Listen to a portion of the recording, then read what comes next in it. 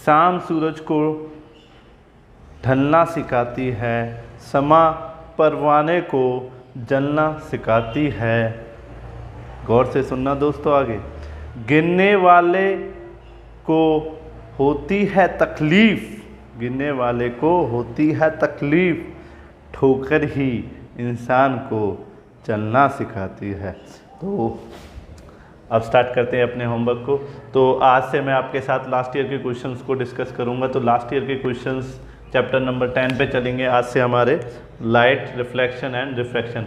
तो यहाँ पर फर्स्ट क्वेश्चन है 2011 में पूछा गया था, वहाँ 2011 लिखा हुआ है, आपको दिखाई दे रहा है। तो फर्स्ट क्वेश्चन है, why does the ray of the light based on the bend when travel from one medium to another medium. तो ये क्वेश्चन ऐसा है बच्चों, जब लाइट कभी एक मीडियम पे आती है तो वो बेंड हो जाती है। तो बेंड क्यों हो जाती है, वो सीधी ऐसे क्यों नहीं गई थी? तो उसका आंसर आप लोगों को पता है। तो इसका आंसर दो बनते हैं, एक तो रिफ्रैक्शन के कारण, जो यहाँ पर लिख दिया गया रिफ्रैक्शन ऑफ लाइट, 1 मार्क्स का क्वेश्चन था। या आप बता सकते हैं यहाँ की जो स्पीड थी और यहाँ की जो स्पीड है, तो V1 is greater than V2, तो V2 स्पीड डिक्रीज़ हो जाती है। मीडियम के बाद जैसे ही चेंज होते हैं तो स्पीड अपने आप डिक्रीज़ होती है। ये रेयर और डेंसर मीडियम का खेल होता है। बाहर वाला रेयर मीडियम है, अंदर वाला डेंसर मीडियम है। तो तब कभी भी रेयर से मीडियम से लाइट कहाँ जाएगी, डेंसर मीडियम से, तो आपकी डाउन ही हो जाएगी। तो आई होप आपको आंसर समझ में आया होगा। अब काफ़ी बच्चे सोच रहे होंगे कि ये क्वेश्चंस कहाँ मिलेंगे। ये सभी क्वेश्चंस के आपको नोट्स मिलेंगे मेरे सेंसियर स्कूल के पेज पर। तो फॉलो कीजिए, सेंसियर स्कूल पेज को लाइक कीजिए, ज़्यादा से ज़्यादा नोट्स वहाँ से कलेक्ट कीजिए। जितने भी क्वेश्चन आज कराए जाएंगे वहाँ उनके क्वेश्चंस के आपको नोट्स मिलेंगे, उनके फ़ोटोकॉपी वगैरह जो भी निकाल लिया, और पेज के लिंक आपको इसी वीडियो में मिल जाएगा।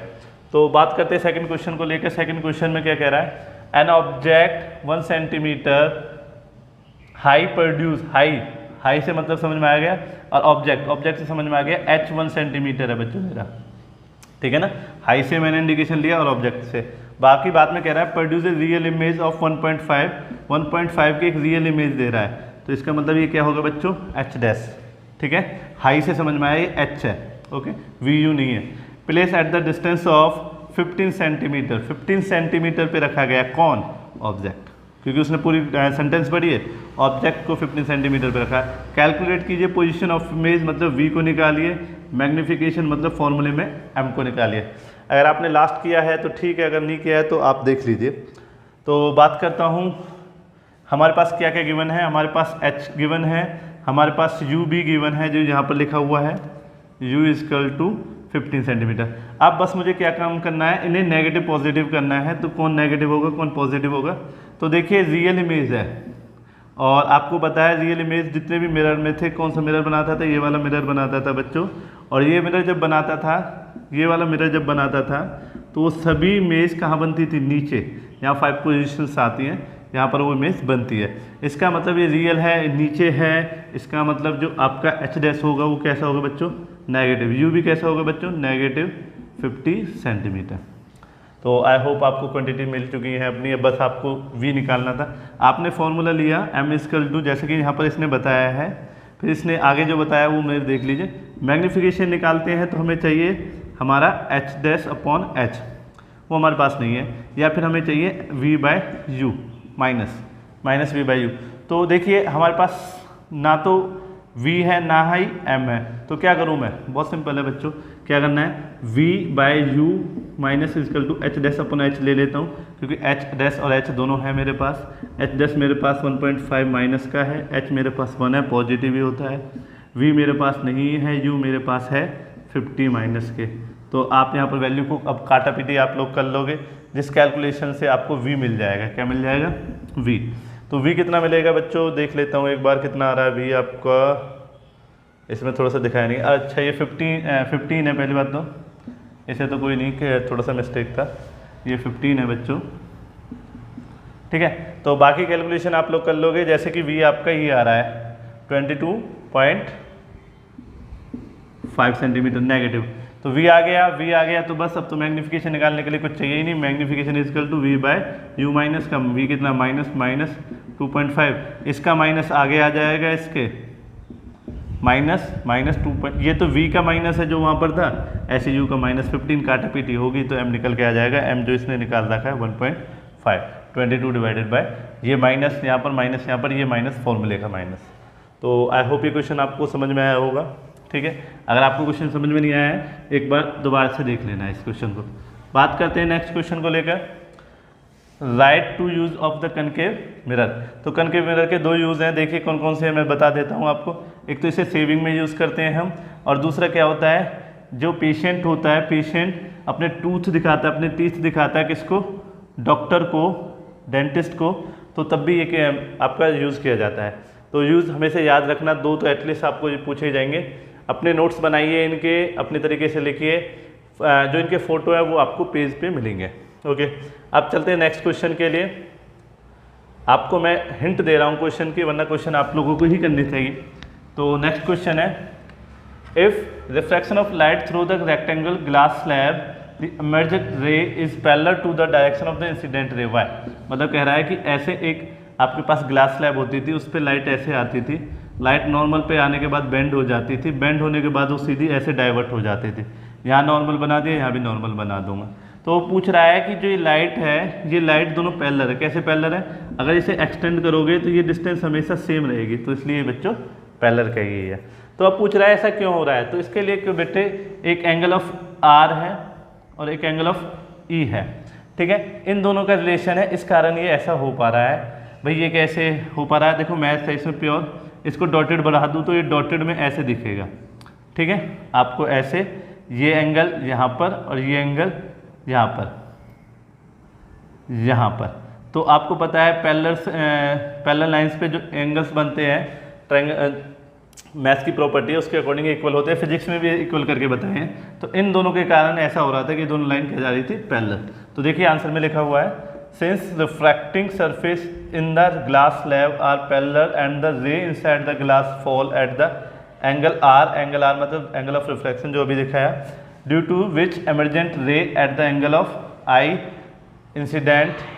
ठीक है, therefore the emergent ray is parallel to the incident रे।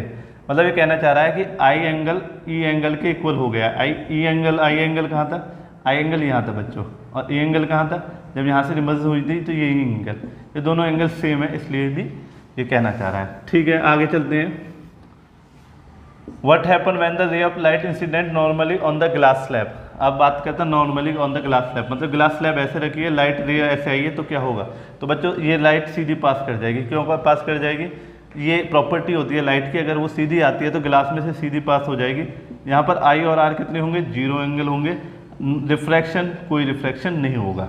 ठीक है, तो आंसर देख दीजिए, the light ray goes undeviated along the same straight line means no refraction of light occur. तो ये क्वेश्चन भी आपका हो गया है। री डायग्राम ये बना सकते हैं आप, ये बनाना भी चाहिए। बात करता हूँ नेक्स्ट की। नेक्स्ट क्वेश्चन है, Rohit want to have an erect image. Mohit एक इरेक्ट इमेज चाहता है, इरेक्ट मतलब एक सीधी इमेज चाहता है, ठीक है जी, of an object using the converging mirror. Converging mirror ये होता है बच्चों, ठीक है ना, वो इस इमेज से एक सीधी इमेज चाहता है, ठीक है जी, कोई नहीं बढ़ा देंगे। फोकल लेंथ इज 40 सेंटीमीटर, और इसकी जो फोकल लेंथ है, emergent ray of focal length 40 centimetre, ये इसका एफ है जो कि 40 सेंटीमीटर आ रहा है, जो एफ को आप -40 ले सकते हैं। ओके, बात करते हैं पहली कंडीशन की। पहले क्या पूछ रहा है वो, specify the range of the distance where the object can be placed in front of the mirror. तो ये देखिए कितने यहाँ पर आपको पोजीशंस होती है, ये आपको ट्रिक्स में बता दी गई थी। तो 1 2 3 4 5 6, तो ऐसी कौन सी पोजीशन है जिसपे आपकी जो इमेज है वो सीधी मिलती है। 5 की 5 पोजीशन पे इन्वर्टेड मिलती है, कहीं सीधी नहीं मिलती। एक 6th पोजीशन है जहाँ पर इमेज सीधी मिलती है, तो इसका मतलब उसे ऑब्जेक्ट 6th पोजीशन पर रखना पड़ेगा, फोकस और पोल के बीच में। तो देख लिए आंसर देख लेते हैं। The range should be between 0 to 40। 0 से 40 क्यों, मतलब ये 0 से 40 की डिस्टेंस है एफ और पी के बीच की। तो कह रहा है 0 से 14 होनी चाहिए, because to have an erect image of the object should be between pole of the concave mirror and the focus। तो आई होप आंसर आपको समझ में आ गया होगा। ठीक है, अब इसका नेक्स्ट पार्ट देख लेते हैं। रे डायग्राम आपके दिमाग में बैठ गया। Will the image be bigger और स्मॉलर। तो आपको पता है सिक्स्थ केस की इमेज कहाँ बनती है बच्चों, पीछे की तरफ बनती है, इन्वर्टेड बनती है और बड़ी बनती है। तो यस विल हेल्पिंग वर्ब है, तो यस कहेंगे आप। Draw the ray diagram, sixth case का रे डायग्राम आप ड्रॉ कर देंगे। तो आई होप ये क्वेश्चन हो गया, 2015 में ये क्वेश्चन पूछा गया था। नेक्स्ट क्वेश्चन की बात करते हैं।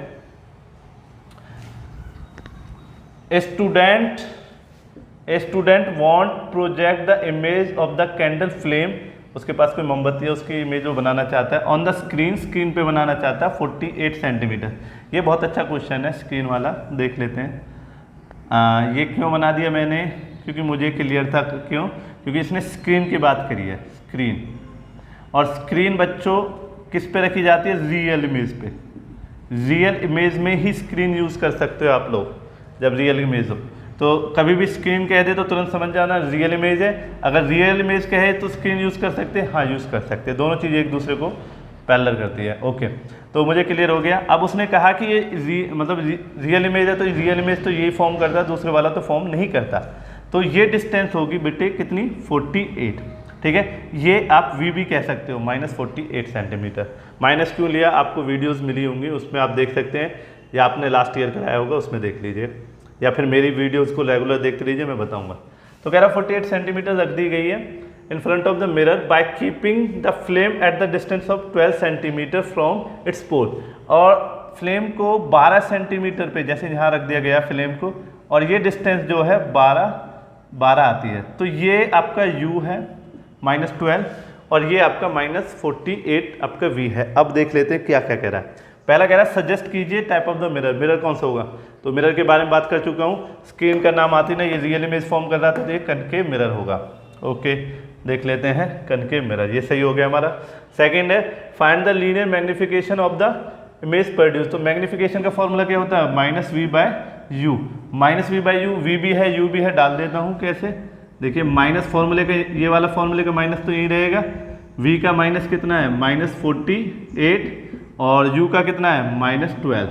माइनस माइनस माइनस आपस में काटा पीटी कर लेंगे, जैसे यहाँ पर कर रखी है, तो आपका -4 आंसर आ जाएगा, क्योंकि इस माइनस से ये माइनस कट जाएगा, ये 4 बार कट जाएगा, ये माइनस आ जाएगा आगे, -4 आपका आंसर। तो आई होप यहाँ तक भी क्लियर हो गए। अब कह रहा है how far is the image from the object, object से इमेज कितनी दूर है, मतलब अब वो इस डिस्टेंस में इंटरेस्ट रख रहा है अपना। तो बताइए 48, तो ये पूरी लेंथ होगी, ये 12 होगी, तो कितनी आ जाएगी 48 - 12। काफ़ी बच्चे शायद इसको ऐसे कर सकते हैं, -48 - 12।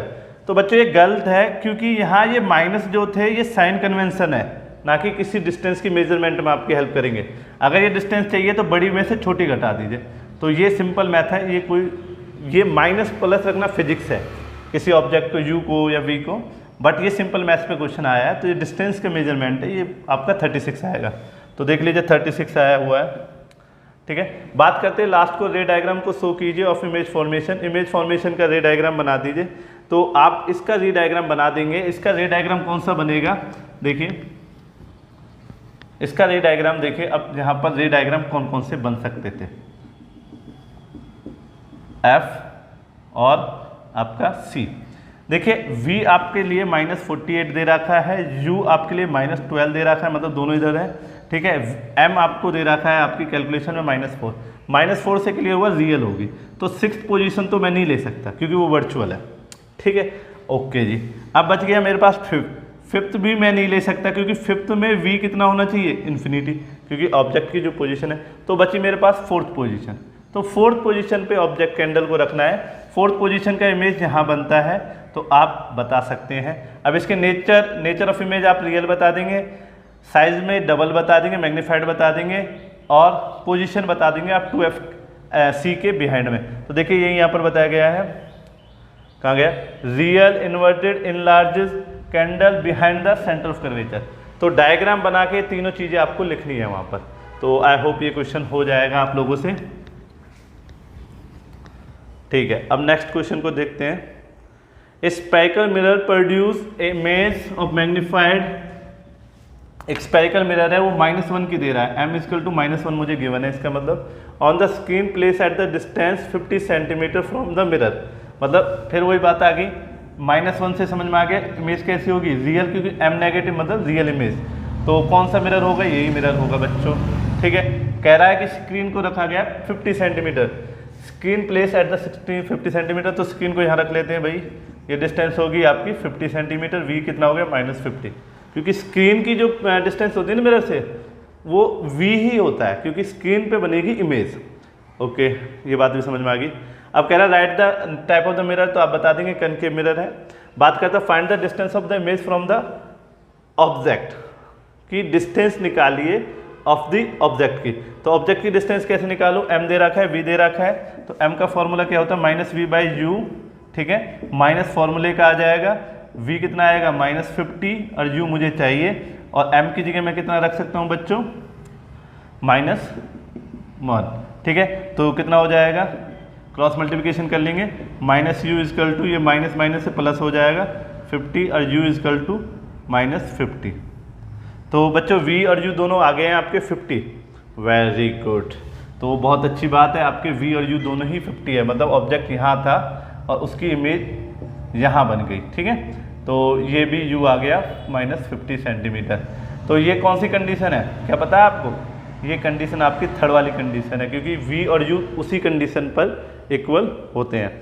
तो आगे कह रहा है फोकल लेंथ निकालिए, तो फोकल लेंथ आप निकाल देंगे, फॉर्मूला लेंगे 1/f is equal to 1/v। Focal length निकालने के लिए या फॉर्मूले का नेम जरूर लिखेंगे, इस बात को याद रखना, फॉर्मूले का नेम जरूर लिखना है जब किसी भी फॉर्मूले को यूज़ करते हैं। 1/v plus 1/u। अब 1/f, v का वैल्यू कितना है 1/v माइनस का 50 है। ठीक है, माइनस ऊपर ले गया मैं, u भी माइनस का 50 है, तो ये माइनस इससे मल्टीप्लाई करके इसे क्या कर देगा प्लस, मैं थोड़ा जल्दी कर देता हूँ माइनस, तो f कितना हो जाएगा, f भी आपका माइनस में आ जाएगा 20, f कितना आ जाएगा 50 एलसीएम आ जाएगा, -1 तो -2/50, तो आपका f आ गया बच्चों -25 आ जाएगा। देखिए यहाँ पर इसने निकाल भी रखा है, और आपकी कैलकुलेशन से अगर आपको समझ में नहीं आया तो एक बार वीडियो को दोबारा से देख लेना, पॉज करके लेंथ फार्मूला जरूर लिखना बच्चों। ठीक है, ओके, तो ये क्वेश्चन यहाँ तक क्लियर हो गया। अब मैं देख लेता हूँ, ये पॉज करके लिख लिया होगा आपने, नहीं लिखा तो बैक करके देख लेना एक बार। Draw the ray diagram to show the image formation in this case. तो आपको ये थर्ड रे डायग्राम आप ड्रॉ कर देंगे, तो बड़ी बात नहीं है। आगे चलते हैं। अब थोड़ा मिरर की तरफ बढ़ रहा है, रिफ्रैक्शन की तरफ बढ़ रहा है, तो नेक्स्ट वीडियो में मैं बात करूंगा 2016 के क्वेश्चन से। अभी हमने क्वेश्चन 2014 का किया है, 2014 में किया गया, 2015 में क्वेश्चन किया गया था, 2012 में किया, 2012 में किया, 2011 में, तो हमने 8 to 7 क्वेश्चन ट्राई किया। नेक्स्ट वीडियो में मैं ज़्यादा से ज़्यादा क्वेश्चन ट्राई करूँगा आप लोगों के साथ। मेरे साथ जुड़े रहिए, अपने होमवर्क को डेली कीजिए। Thank you.